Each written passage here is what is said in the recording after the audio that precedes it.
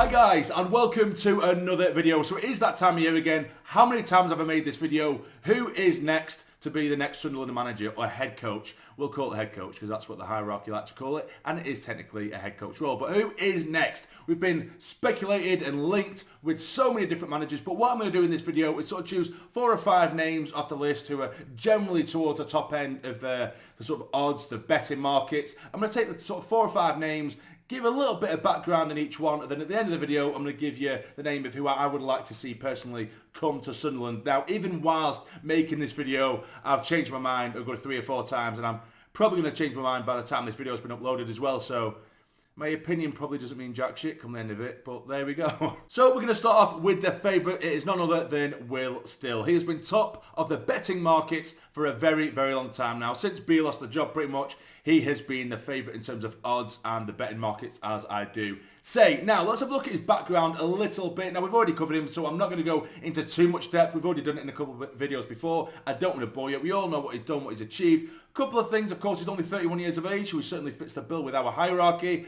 And also, we can speak several different languages. We have several different nationalities within our own squad already, so that would help. And I've seen a lot of sort of different interviews and little team talks he's given, and it definitely is inspiring to see him go from English and then straight into French and then Belgium or whatever it is. He's really, really good in that sense, because of course, how many times have we seen foreign players come in and they might not be settled because they can't speak the language, and to have a multilingual manager like that, a head coach should I say, it would definitely prove to see benefits, I would think.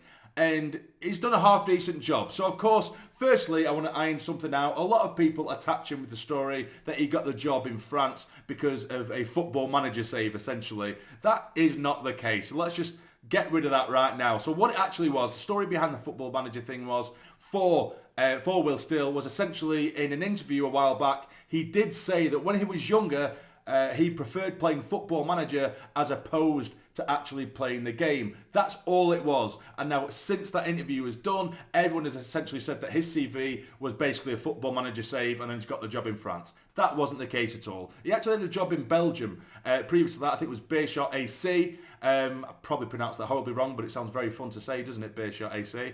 I think he only had 15, 16 games there or so. Decent win percentage, but then because he didn't have his UEFA managing licence, he had to cut ties with the club. But then he moved over to France for a couple of years, where of course he has done very, very well in his first proper managerial role. He did brilliantly well there, that he kept them up from relegation. Then he went through that famous run, an unbeaten run in France. I think it was 14, 15 games, something like that. And he's done very, very well, made a name for himself. And of course, he left his role only over the last sort of week or two, or the last few weeks, should I say. And now a lot of people are saying that he's basically on holiday now, hence why, if we were to get him, we can't do it immediately. So that does kind of make sense now that the league season is complete in France. But that is Will Still. He's currently top of the charts in terms of the odds and all that kind of stuff. So that is him covered. Next up, there's several different names to go through, but we'll start off with Rory Marit. Now, Rory Marit, I'm hoping that I'm pronouncing that correctly, but Rory Marit is almost a bit of an unknown entity. However, he is highly thought of throughout the game. Again, only 31 years of age, but he's basically been an assistant for the majority of his time in football with Dortmund, Mönchengladbach, Bayern Munich, as of recently, he's been the head coach of the under-19s there, and I believe he had some fancy named role, something about the philosophy head coach or something or other, but it sounds very fancy and very nice. But I thought I would mention him because he's been linked a lot as well, and again, it would fit the bill as a young foreign up-and-coming manager. It's not like he has zero experience whatsoever, but he's had a lot of knowledge and a lot of chance to learn the game from some very high clubs, very highly thought after clubs, some very prestigious clubs in Germany. So he's someone who we have been apparently linked with as well. But for me, is he doesn't actually have any proper full-time first team manager or head coach experience, but his CV is relatively impressive for someone of his age. He's been through several different clubs in Germany, as I say, with Mönchengladbach,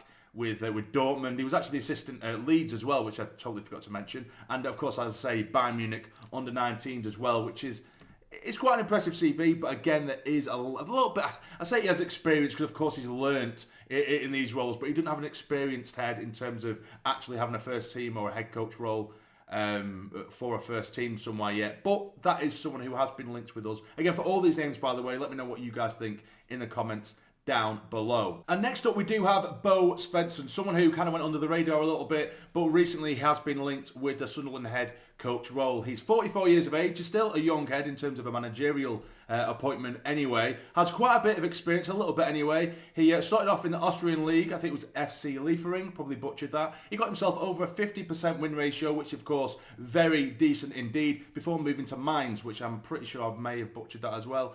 Terrible with foreign names, you will get that as we do go through the video. But he did very well there in terms of, he went there immediately, got them safe from relegation, but he did leave after, I think it was nearly 3 years there. But he has even, as of recently, been linked with the Brighton job. So there's obviously something to him, and it'd be very interesting to see what progresses there. But he does look like someone who would potentially fit the bill as Sunderland head coach. And next up we do have Paul Heckingbottom. Again, another manager that we have covered before, so I won't go into too much detail, but he's probably the most familiar name on this list. Of course, he's had several different roles, loads of experience in the Football League with Barnsley, Leeds, Sheffield United very recently, of course, or most recently. Of course, he got Barnsley promoted from League One. We know that is a difficult task in itself. He had a go at Leeds, didn't go so well, but then he went to Sheffield United, got them promoted. And to be fair, that Sheffield United team that he did take them up, of course, that was our first season back in the Championship. I actually thought Sheffield United looked better than Burnley. They were the one team that year that I didn't feel too pissed off when we did get beat, because they just looked simply outstanding. I was actually in awe of them in the way that they played, because of course Burnley, we give them 2 very close games that were 0-0 and 4-2 or whatever it was, and I could see why Burnley would go up, but they weren't a million miles away from us, where I just thought Sheffield United, every time we played them, they looked like a Premier League side already. You know, with some of the players they did have, they were so physical and so structured, and they were pinging the ball around us like we weren't even there, and we were chasing shadows, and they looked absolutely outstanding. So if he came and did bring that level of football, then I would be incredibly excited. But he, on this list, for me, looks like the safest hands, and that is what I've said from the beginning when he has been linked. But that is another one as well. That is Paul Heckingbottom. At the moment, his odds have dropped a little bit in terms of like 4th in the running. But yeah, Paul Heckingbottom is another one on this list. Now, the last person on this list that I have put on the list anyway, because he's sort of flirted between sort of 4th and 5th favourite at the moment. He has recently left Hull City, and that is Liam Rosenior. Now, I've seen a lot of sort of... It's very split in the fan base. Since he was sacked by Hull City, some of the fans have said, right, go for him, absolutely perfect. And others have said, absolutely not. And this season for Hull has been, or it should be deemed, a massive failure. And with me, of course, Rosenior, young manager, so of course, again, he fits the bill 1,000%. When he started off at Derby, he played some really good, attractive football, got them winning games, and he got the job at Hull. First season, we started to see this football, this brand of football, which was really nice on the eye, easy on the eye, really expansive football, and it was really nice to watch Hull City for a change. But then this season, they absolutely threw everything at it, didn't they, Hull City? And you could argue, having a look at their squad, you know, they had sort of 2 or 3 players per position that could easily get in the, or should be getting at least within our squad, and to get not even in the playoffs, it has to be deemed a massive failure, because that squad, it was ridiculous. And I think bare minimum, that whole City squad should have seen itself get into the top 6, which I think just argues or shows the argument that you don't have to, or you can't just spend money and throw it at it, and it won't always come off. You know, throwing money isn't always the answer. You know, I've seen Sunderland fans, and I've said this for years now, I don't want to patronise anyone, but you know, we could get one of the best players in the world at a free transfer, but some Sunderland fans will be pissed off because we haven't paid 40 million for him. Do you know what I mean?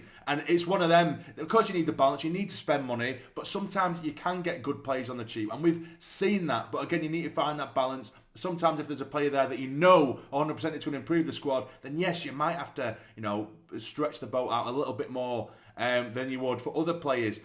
But you need to find that balance. Just because a player is someone, you know, someone's thrown 10 million at a player, it doesn't mean they're any good. Do you know what I mean? You know, some players you can get on a free and they're absolutely fantastic. But either way, that's going off topic. But Liam Rosenior is a young manager. I think he does try and play a really attractive brand of football. And that name actually did excite me. And I did think when he got sacked by Hull, I did think, was it harsh?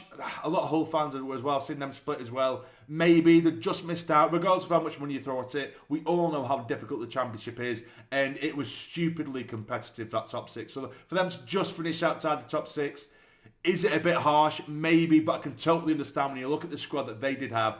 They should have done miles better. I would have absolutely at least put them in the top 6 last season, but he has been sacked and Liam Rosenior is available. Now, who would I like to see out of those top 5 become Sunderland head coach? To be fair, again, for the longest time, if you watch me, I have said Will Still. It's an exciting appointment. And I think he's just so well sought after from many clubs and for a good reason as well. That would be very exciting. However, in terms of safe hands, like I mentioned earlier and I've mentioned in previous videos, I think Paul Heckingbottom could do the job. It might not be the most exciting brand, but I think he would, Paul Heckingbottom, I think he would get is really difficult to play against, but going forward, create chances as well. I don't think it would be that constant flow of free-flowing football, but we would be so solid. I think he would have that balance personally, and I would feel very, very safe in the hands of Paul Heckingbottom. Everyone else, and again, this isn't me saying I definitely want Paul Heckingbottom, or he is my favourite. Paul Heckingbottom, I just feel it would be safe.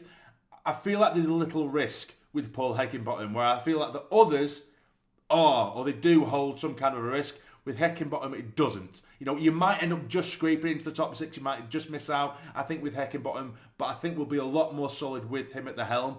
But with the others, I think we could go one way or the other. I think we could either sink or float. Be it Will Still or the other one I'm going to mention, which is Liam Rosenior. For some reason, and I know people are going to probably give me shit in the comments, Liam Rosenior has begun to excite me more than Will Still in terms of the potential appointment of him, which it may or may not happen. He just happens to be linked, as I say. It's just the betting odds. He excites me, an English coach as well, a British coach, young, going to learn from his mistakes. I would be very excited to see Liam Rosenior at the helm. I could be totally wrong here, but I don't know why it is. And as I say, my mind changes every 2 seconds. But the 3 I would be perfectly happy with would be Will Still, Heckingbottom or Rosenior. Those are 3 that really do grab me more than any. Again, Heckingbottom, I feel like it's safe and I don't think it'd be too risky. Will Still, again, I think it'd be a risk, but I can absolutely see what he would bring. Rosenior, for some reason, just grabs me at the moment a little bit more than the other two, and I don't know why, but there we go. Anyways, that's my thoughts on it. Again, I'm kind of sitting on the fence, but that's what it is with these kind of things. But let me know in the comments down below how you feel about each of these coaches that I have mentioned, or if there's someone else out there that I haven't mentioned, let me know in the comments down below, and what you think. If you have enjoyed, please hit the like button for me. It's always so appreciated. And if you watch the videos, I think there's like 40% of you guys that, or even more, that watch the videos regularly but aren't yet subscribed. It's so easy. So if you do us a favour, hit the subscribe button for me. It means the world. It's free, quick, easy to do. But either way, I'll let you guys go. Take care. Stay jammy.